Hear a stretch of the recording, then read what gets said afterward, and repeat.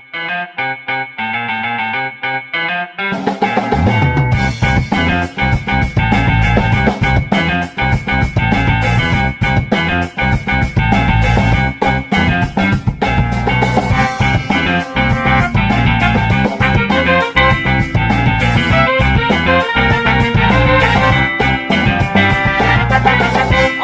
ngomongin birokrasi ala-lan.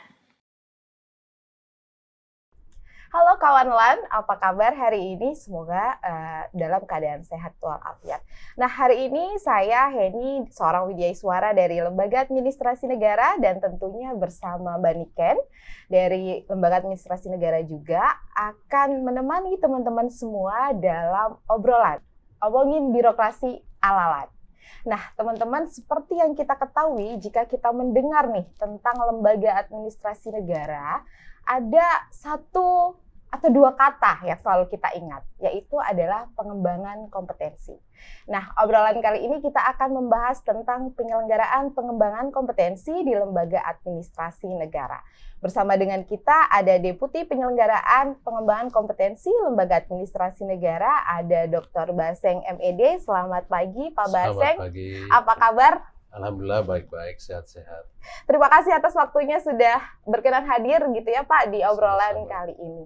Nah Pak Baseng, kalau kita melihat di tahun 2023, penyelenggaraan pengembangan kompetensi ini kan cukup banyak ya yang kita lakukan ya Pak ya.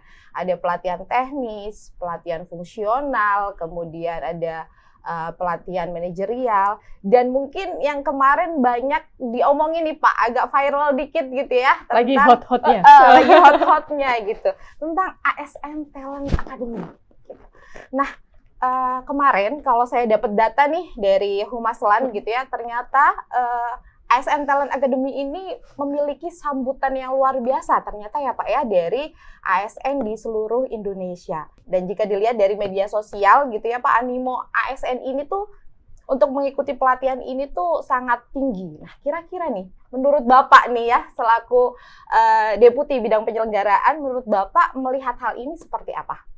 Ini memang program yang strategis karena intinya sebenarnya adalah bertujuan untuk menghasilkan birokrat-birokrat atau pemimpin-pemimpin di sektor publik yang usianya masih sangat muda, begitu, milenial lah kira-kira begitu. Kenapa? Karena ya memang dalam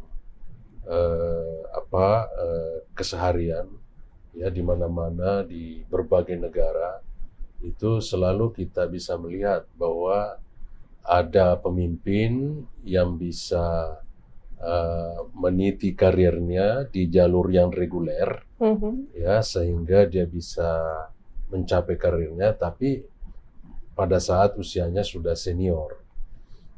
Di sisi lain ada juga pemimpin yang meniti karirnya di jalur yang cepat, namanya fast track, sehingga pemimpin ini bisa mencapai titik karirnya, titik puncak karirnya pada usia yang masih muda, relatif muda begitu.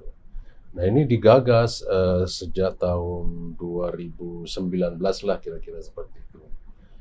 Ya, tetapi tentu situasi kebijakan di Indonesia belum kondusif ya, sehingga baru kemudian bisa kita wujudkan pada tahun 2023 kemarin. Metamorfosanya pun juga berjalan lama gitu ya. Dulu namanya sekolah kader. Sekolah kader ya. Terus kemudian diubah pada tahun 2021 akhir itu menjadi ASN Global 100. Terus kemudian berubah lagi menjadi ASN Talent Academy. Ini membuktikan bahwa kalau kita ingin melakukan sebuah perubahan memang tantangannya berat, tetapi LAN memiliki komitmen yang tinggi untuk terus menggagas itu karena yakin bahwa ke depan ya pemimpin-pemimpin birokrasi itu harus juga diberi kesempatan kepada mereka yang milenial, mereka yang masih berusia muda. Ini berarti semacam mematahkan Pak, kayak stigma. Ya birokrasi mah kalau mau jadi pemimpin ya harus senior dulu, nunggu urutan dulu. Berarti Ya, itu. ada jalan yang lain juga. Itu tujuannya untuk mematahkan stigma itu. Mhm. Tujuan lain sebenarnya, ini kan lembaga administrasi negara kalau melakukan perubahan itu harus berdasar kajian ya. Betul. Kalau saya nggak salah tahun 2016, lembaga administrasi negara melakukan kajian terhadap high flyers, yang alumni-alumni yang lulusan cum laude, itu disebut high flyers, itu untuk mengetahui bagaimana mereka punya minat untuk berkiprah di sektor publik menjadi pegawai negeri. Nah, hasilnya miris begitu ya. Jarang sekali atau bahkan mungkin kita mengatakan tidak ada di antara mereka itu yang cum laude, yang high flyers ingin berkiprah di sektor publik menjadi pegawai negeri. Mereka itu rata-rata ingin di sektor swasta atau kemudian membuat perusahaan sendiri. Ketika dicoba dicari apa penyebabnya, ya salah satunya adalah mereka tidak sabaran. Mereka tidak mau menunggu lama itu untuk menjadi pemimpin gitu kan. Kalau ikut jalur reguler kan nanti apalagi kalau berdasarkan pangkat, untuk duduk di eselon 3 harus umurnya ya di atas 35 begitu. Kalau kemudian mau menjadi eselon 1 ya minimal 50 atau 55. Ya itu mereka tidak sabaran gitu. Mereka ingin cepat menjadi pemimpin ketika masih muda. Nah, lembaga administrasi negara mengadres itu. Bagaimana mengetrack mereka atau menarik para high flyers itu, top talent itu, yang lulusan cum laude itu, supaya bisa mereka berminat untuk menjadi pegawai negeri. Nah, disiapkanlah sekolah ASN Talent Academy ini. Sehingga ketika mereka masih muda, terus kemudian menjadi lulusan ASN Talent Academy atau sekolah kader ASN Global 100 itu, mereka kemudian punya semacam sertifikat untuk melakukan percepatan karir ke depannya. Berarti ini bisa dibilang seperti semacam Pak, kayak kita LAN berusaha ngasih opsi-opsi bagaimana caranya agar talenta-talenta unggul ini nih mau juga loh jadi ASN. Ya, ASN tuh menjanjikan juga loh dijadikan sebagai salah satu karir, atau mungkin bisa seperti itu? Iya, memang kalau berdasarkan kajian yang juga dilakukan oleh lembaga administrasi negara dari berbagai literatur yang kita dapatkan, itu seorang high flyers atau top talent itu bisa berkinerja sampai 400%. Ya, kita kan rata-rata sudah senang kalau kinerja kita 100%. Sudah senang. Tetapi kalau kita mendapatkan top talent, satu orang saja misalnya, itu bisa dia dengan kompetensinya, kemampuannya, berinovasi sehingga dia bisa mewujudkan kinerja sampai 400%. Nah, tentu sektor publik ya sangat membutuhkan ini. Kan sudah lama masyarakat kita mengeluh ya terhadap kualitas pelayanan publik, mengeluh terhadap capaian-capaian kinerja, mengeluh terhadap pencapaian pemerintah di dalam pengentasan kemiskinan, investasi dan sebagainya.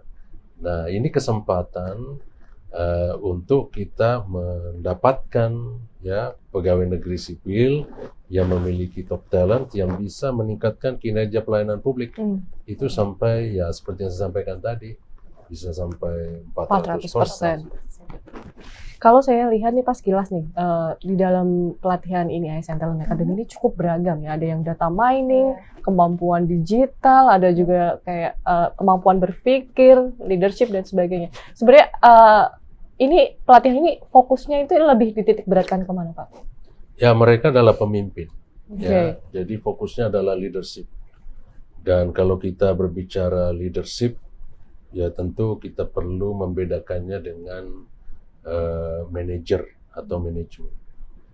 Manajer itu kan sebenarnya pelaksana kebijakan. Ya, pelaksana kebijakan. Tetapi pemimpin itu adalah pengembang kebijakan. Jadi dia melakukan perubahan-perubahan untuk meningkatkan kinerja sebuah kebijakan.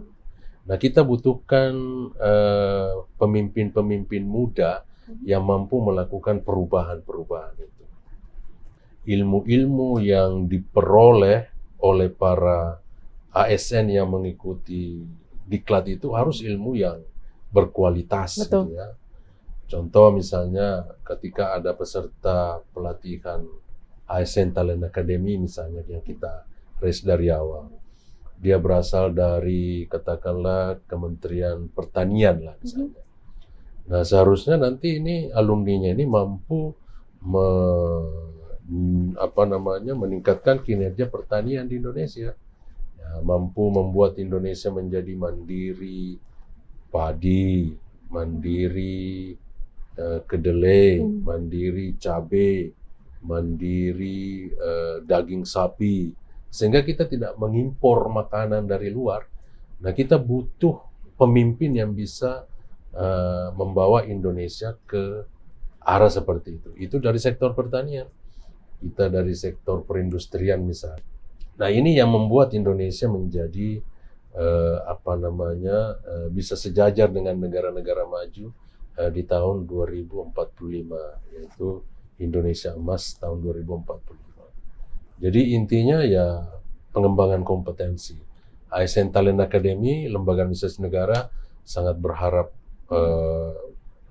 besar ke sana, berharap banyak ke sana, karena tahun 2045 itu kurang lebih 23 tahun, 22 tahun dari sekarang.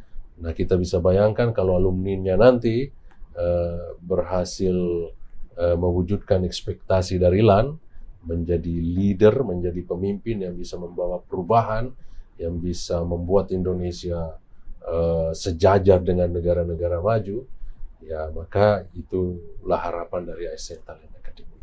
Mereka masih muda, ya 23 tahun lagi saya kira mereka akan bisa berkiprah. Meskipun mereka berasal dari berbagai sektor, tapi kan di ASN itu bisa pindah-pindah. Ya. Tapi yang penting semangat untuk melakukan perubahan dengan kinerja yang beratus-ratus persen itu dia sudah miliki. Oke, ini menarik banget ya. Kalau kita ngomongin tentang ASN Talent Academy. Nah, saya penasaran nih Pak. Apa sih sebenarnya yang membedakan gitu ya ASN Talent Academy di luar tadi itu adalah untuk kita mencari talent-talent gitu ya, talent-talent muda, sebenarnya apa yang membedakan ASN Talent Academy dengan pelatihan-pelatihan lain yang kita punya? Apakah kurikulumnya berbeda? Apakah metode pembelajarannya itu berbeda gitu ya? Karena yang saya dengar ada magang, ada benchmark. Nah, itu mungkin Pak Baseng bisa sedikit menjelaskan kepada kita dan teman-teman juga gitu ya. Kurikulumnya sebenarnya seperti apa sih gitu? Dan ini magangnya di korporasi, bukan cuma di instansi lain aja gitu. Harapannya tuh seperti apa sebenarnya Pak dengan kurikulum yang kayaknya agak berbeda gitu. dibandingkan. Ya, jadi yang pertama itu yang membuat dia berbeda adalah rekrutmennya. Jadi ini tidak semua instansi pemerintah bisa menjadi atau bisa mengirimkan pesertanya menjadi ASN Talent Academy. Instansi pemerintah yang boleh menjadi peserta ya di dalam ASN Talent Academy, yang pertama adalah mereka sudah menerapkan merit system. Ini yang jalur bundling ya Pak ya? Karena kan ada 2 jalur ya, Talent Academy, yang jalur bundling dan yang jalur unbundling. invitasi. Yang memang kita persiapkan untuk menjadi top leader itu. Ya. Jadi itu kita undang khusus gitu ya. Jadi tidak disebar bahwa siapa saja yang berminat ya. Karena instansi yang berwenang untuk memberikan predikat merit belum memberikan predikat merit pada instansi-instansi tersebut, ya lembaga administrasi negara tidak mengundang mereka. Pun juga kalau mereka itu sudah menerapkan, itu tidak bisa semua pegawai di instansi itu dikirim. Hanya mereka yang berada di kotak 9 ya. Kalau 9 grid box itu hanya mereka yang berada di kotak 9, umurnya juga dipastikan mereka adalah masih muda, milenial, karena kita akan mencari pemimpin di masa depan. Jadi dari proses rekrutmennya itu sudah seketat itu ya. Ya kalau dalam diklat kan memang ya kalau inputnya bagus, ya prosesnya juga bisa lebih kondusif, cepat begitu ya. Karena ini emang dipersiapkan khusus ya Pak ya, untuk talenta-talenta unggul kan. Iya, betul. Nah yang jalur unbundling itu tadi, ya itu untuk umum ya boleh ikut, untuk peningkatan kompetensi. Tapi mereka tidak didesain untuk menjadi top talent itu tadi. Nah itu baru pada saat rekrutmennya. Nah, pada saat proses pembelajarannya ya lebih canggih lagi gitu ya. Kita kurikulumnya itu didesain supaya melibatkan banyak pihak begitu ya. Terutama sektor-sektor swasta yang kita kenal inovatif gitu ya. Jadi yang menjadi coach mereka juga adalah dari korporasi-korporasi yang memang bekerja sama dengan lembaga administrasi negara. Proses pembelajarannya juga blended ya, mereka menggunakan IT ya, mereka bisa belajar sendiri, menjawab pertanyaan sendiri. Istilahnya mereka lebih lebih mandiri di dalam belajar karena memang mereka adalah high flyers. Nah, belum proses-proses pembelajarannya di kelas, termasuk visitasinya ya. Untuk kunjungannya itu ya kita pilih negara-negara yang memang mereka bisa tiru gitu ya, mereka bisa melakukan adaptasi atau adopsi ya. Untuk yang kemarin ya kita membawa mereka ke Vietnam dengan alasan bahwa Vietnam tentu negara yang memiliki keunggulan ya, meskipun merdekanya baru beberapa puluh tahun yang lalu, tetapi kinerja negara itu sudah bisa dikatakan banyak perkembangan dan layak untuk dicontoh. Ini ngomong-ngomong tentang sesuatu yang beda, nih tahun 2023 kita juga mengadakan satu forum yang program eksekutif nasional PEN ya Pak ya. Yang forum ini cukup mendapatkan apresiasi yang luar biasa dari mereka ini yang datang ini para pemimpin-pemimpin ya Pak ya untuk yang di program PEN. Iya, betul. JPT Pratama dan JPT Madya itu sasaran peserta. Nah, untuk PEN ini sasarannya apa Pak? Apa fokus yang ingin didapatkan dari program ini Pak? Ya, PEN ini adalah program untuk para eksekutif, para pimpinan. Tujuannya adalah menyamakan persepsi para JPT itu terhadap satu isu pembangunan tertentu. Karena seperti kita ketahui dan sudah banyak disinggung orang bahwa salah satu kegagalan kita di dalam pembangunan itu, salah satu penyebabnya adalah karena para pimpinan ini, pejabat JPT Pratama, JPT Madya tidak bersinergi. Ya, mereka kacamata kuda, mereka silo-silo gitu ya, dalam mengerjakan tugas-tugasnya. Mereka tidak melihat kepentingan negara secara besar gitu ya.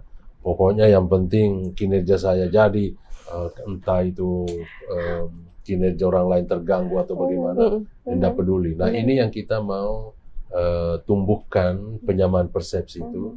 Kesadaran bahwa kita ada tujuan besar yang sama, yaitu tujuan negara gitu ya, yang akan kita capai, dan untuk itu ya kita harus menyamakan persepsi terhadap isu-isu pembangunan. Nah, seperti itu tujuannya sebenarnya. Nah, kebetulan yang kemarin itu ada dua angkatan ya, yang pertama kerjasama dengan BPIP ya, untuk ideologi Pancasila. Ya, ini ya, kita perlu menyamakan persepsi para JPT Madya, JPT Pratama terhadap pentingnya membumikan Pancasila dalam berbagai sektor kehidupan ya. Bukan cuma sekedar menghafal sila-sila Pancasila gitu ya, tetapi bagaimana membumikan Pancasila di sektor pertanian, bagaimana membumikan Pancasila di sektor perekonomian, bagaimana membumikan Pancasila di sektor kesehatan. Nah, itu kemarin. Nah, yang kedua yaitu terkait dengan RB tematik. Ya, reformasi birokrasi tematik. Ini kebijakan Bapak Presiden yang kemudian dipertegas oleh Bapak Menteri PAN RB di dalam kebijakan reformasi birokrasi tematik. Oleh karena itu ya kita menginginkan supaya seluruh JPT Pratama, seluruh JPT Madya di Indonesia ini memiliki persepsi yang sama terhadap RB tematik itu. Contoh saja misalnya pengentasan kemiskinan. Kan salah satu daripada fokus RB tematik itu adalah pengentasan kemiskinan. Nah, yang mengerjakan pengentasan kemiskinan ini kan bukan cuma satu instansi saja. Kadang datanya juga berbeda-beda ya Pak? Datanya berbeda-beda. Contoh yang menyebabkan orang miskin kan itu banyak ya. Iya. Bisa dia miskin karena tidak terampil Betul. pendidikan ya. Bisa dia miskin karena lapangan kerja memang tidak ada ya. Bisa dia miskin karena kurang sehat ya. Nah, ini kan kementerian-kementerian ini perlu memainkan perannya. Ya, Kementerian Pendidikan memainkan perannya dengan cara membekali setiap warga negara Indonesia dengan keterampilan, pengetahuan yang bisa dipakai untuk menembus pasar kerja.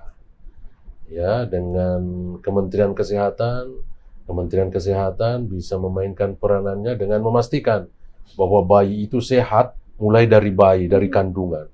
Supaya ketika dia lahir, dia sudah sehat, tidak cacat, dan sebagainya, sehingga dia bisa memiliki akses ke pasar kerja. Dari Kementerian Tenaga Kerja memastikan gitu ya, bahwa lapangan kerja tersedia dengan baik. Ya, terbuka lebar. Kementerian Perindustrian begitu juga. Nah, itu yang ingin dicapai di dalam program eksekutif nasional itu. Supaya semua orang sadar, semua kementerian lembaga sadar bahwa masalah ini bukan masalah satu instansi, tapi ini adalah masalah semuanya, ya. Dan oleh karena itu perlu bergerak sinergis. Nah, itu sasaran daripada program eksekutif nasional. Nah, ngomongin tentang berdampak, tadi Pak Baseng menyampaikan lebih berdampak gitu ya Pak.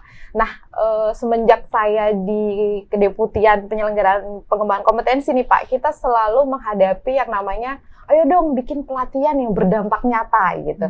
Nah, mungkin Pak Baseng bisa ceritakan tantangan apa sih sebenarnya yang dirasakan ketika kita dituntut untuk melakukan atau menyelenggarakan pelatihan yang berdampak nyata, khususnya mungkin untuk pelatihan kepemimpinan tingkat 1 ataupun tingkat 2 yang memang ini sasarannya adalah pemimpin gitu ya. Jadi kira-kira tantangannya apa sih Pak sebenarnya? Sebenarnya sederhana saja, berdampak itu kan sudah ada di dalam dokumen awal pendirian negara ini ya. Kalau kita telusuri Undang-Undang Dasar 1945, khususnya pada bagian pembukaan itu kan di situ sudah jelas founding fathers kita menegaskan bahwa Indonesia ini didirikan untuk mewujudkan ya Indonesia yang merdeka, bersatu, berdaulat, adil dan makmur. Nah, berdampak itu ada di situ ya, di mencerdaskan kehidupan bangsa, memajukan kesejahteraan umum, ya kan begitu. Sehingga dampak yang perlu kita hasilkan di dalam pelatihan itu adalah ya bangsa Indonesia itu harus cerdas-cerdas, begitu kan. Bangsa Indonesia itu harus makmur-makmur ya, kaya begitu ya. Bangsa Indonesia itu harus sehat-sehat. Nah, pelatihan yang kita lakukan di lembaga administrasi negara harus tembus ke sana, baru kemudian bisa dikatakan pelatihan kita itu berdampak. Jadi kita tidak sekedar lembaga administrasi negara itu tidak sekedar hanya menghasilkan sekian alumni begitu ya, ya sekian alumni PKN 1, sekian alumni PKN 2, sekian alumni PKP, PKA. Itu lembaga administrasi negara belum senang, artinya belum bisa puas kalau hanya berbicara jumlah seperti itu.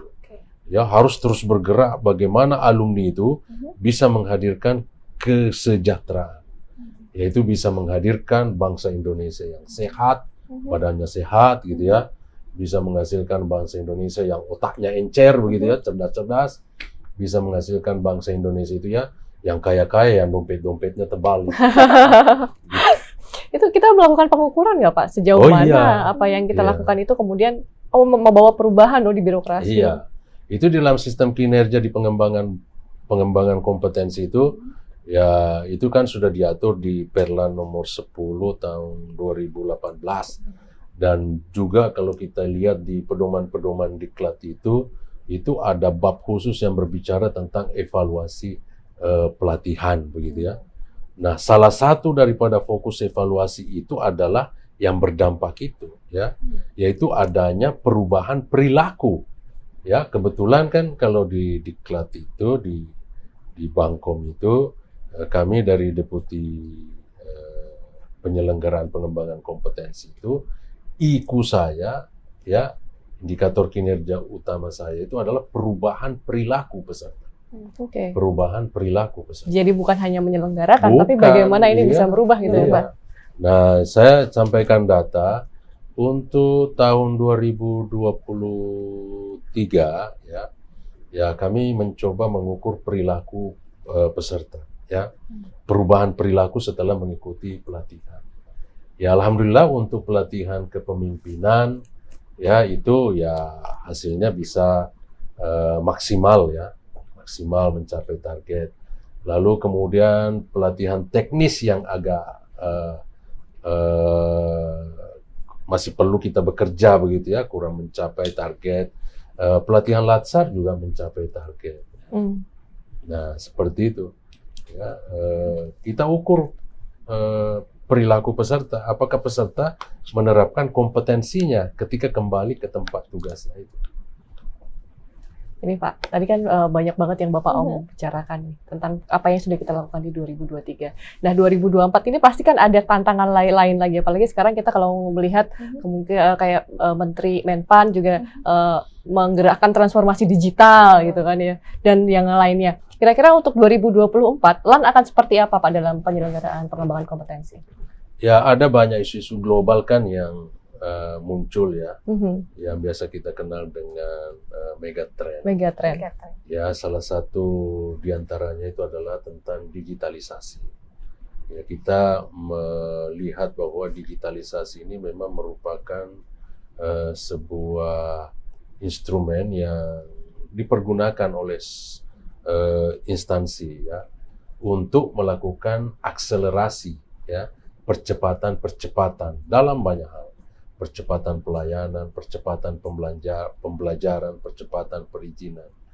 Nah, sehingga lembaga administrasi negara tentu mengambil angle digitalisasi ini sebagai sebuah fokus ya yang harus kita wujudkan.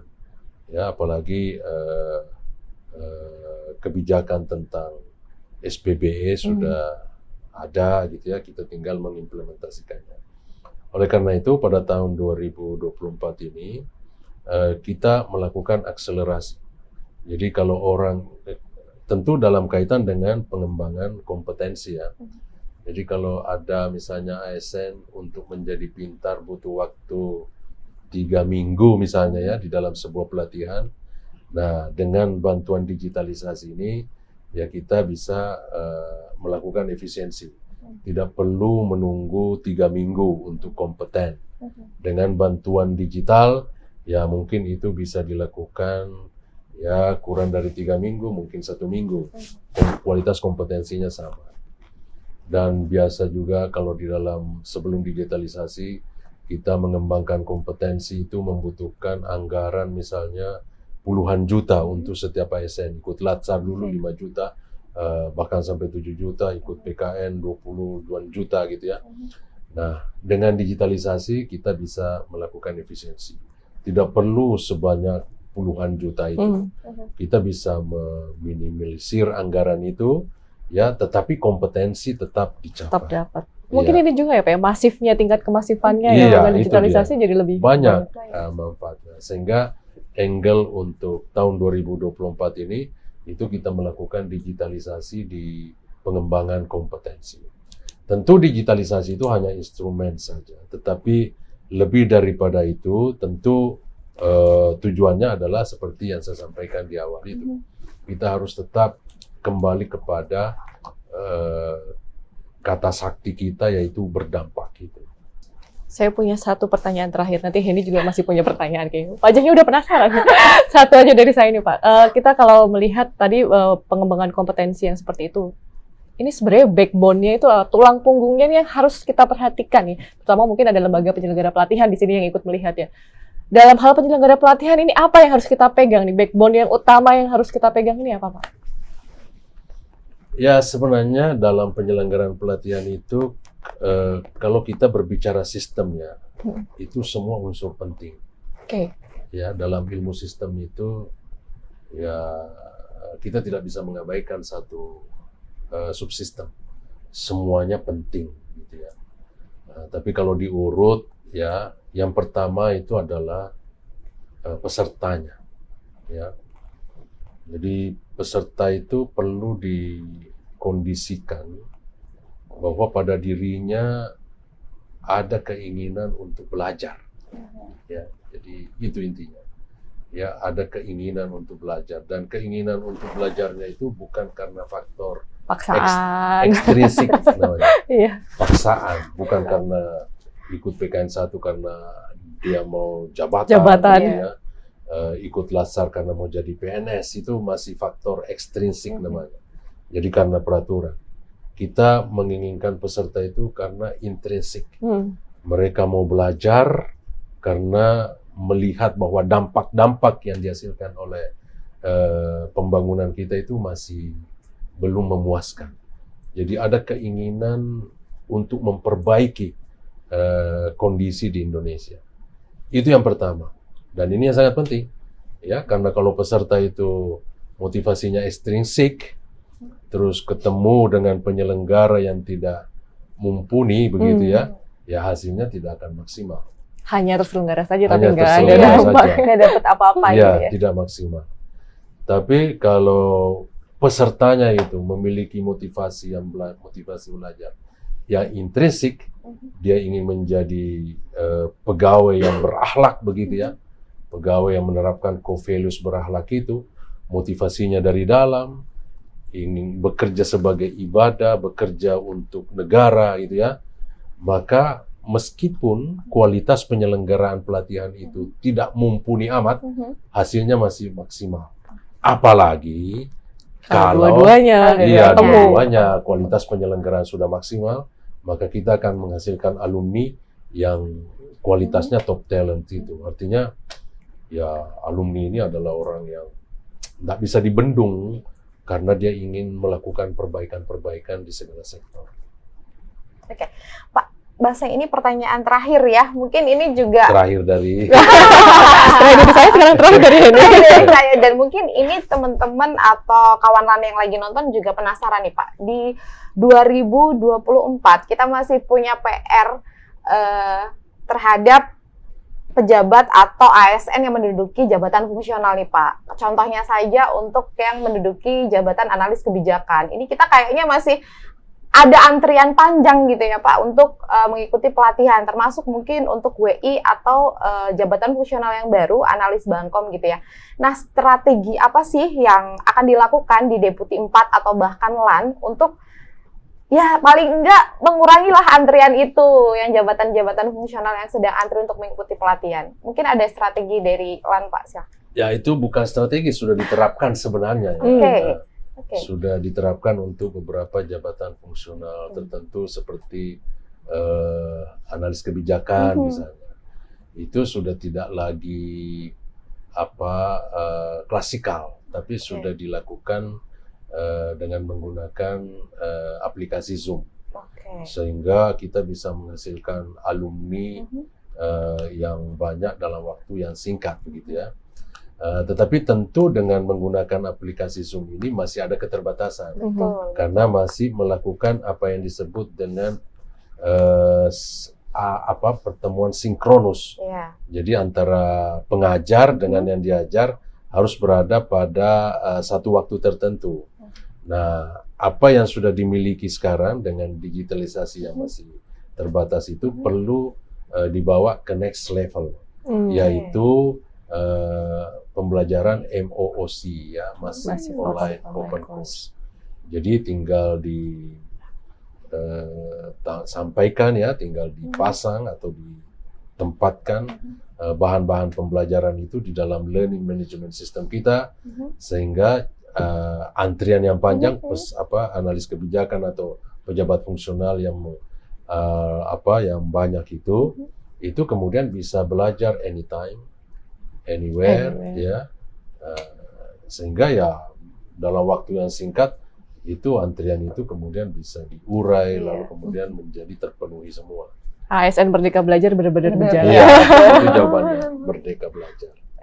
Baik, terima kasih banyak Pak Terima kasih. Baseng, obrolan yang menyenangkan. Henny juga terima kasih banyak Terima sudah kasih. menemani obrolan kita kali ini. Dan yang paling penting kawan-kawan harus diingat tadi seperti yang sudah disampaikan Pak Baseng.